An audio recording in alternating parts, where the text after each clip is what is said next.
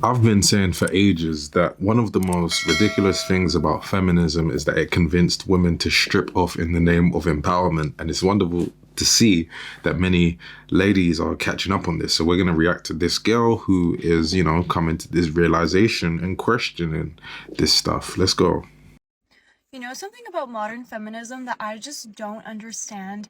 It's this idea of, oh, men sexualize us and objectify our bodies, so let's just take off all of our clothes, show it all off, making it easier for them to sexualize us, and then let's just sleep with a bunch of random men that don't deserve us, and somehow this is supposed to be empowering and liberating for us? No, it's not supposed to be empowering. That's why it isn't empowering. That's why many women who are on this path are actually just using their bodies as a way to numb themselves because they lack self-esteem and they lack true fulfillment that comes or is supposed to come from within. And they're trying to get short-term gratification and pleasure instead of long-term fulfillment and contentment.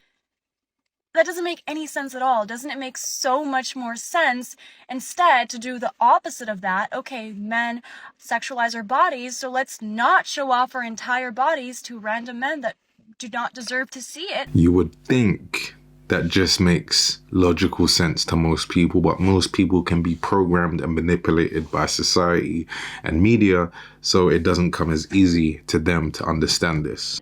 And let's not sleep with a bunch of random men that don't work for it.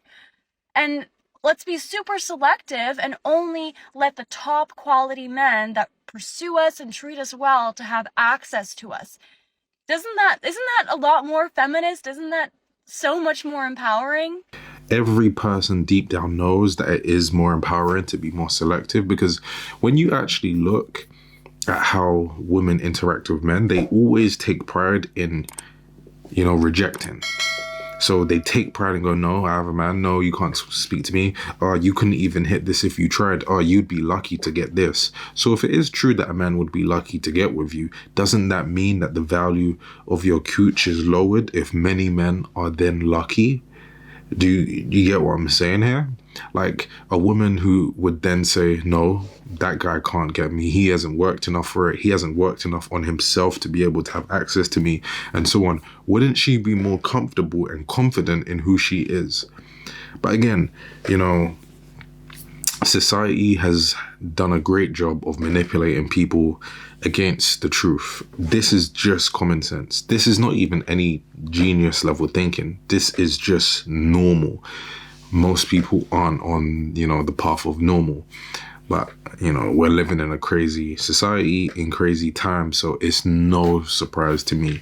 But if you truly, truly respect yourself, then you won't lower the threshold that men have to meet in order to interact with you in the name of proving that you can be like men and you can do what men can also do, and you're free and you're liberal and all of these things.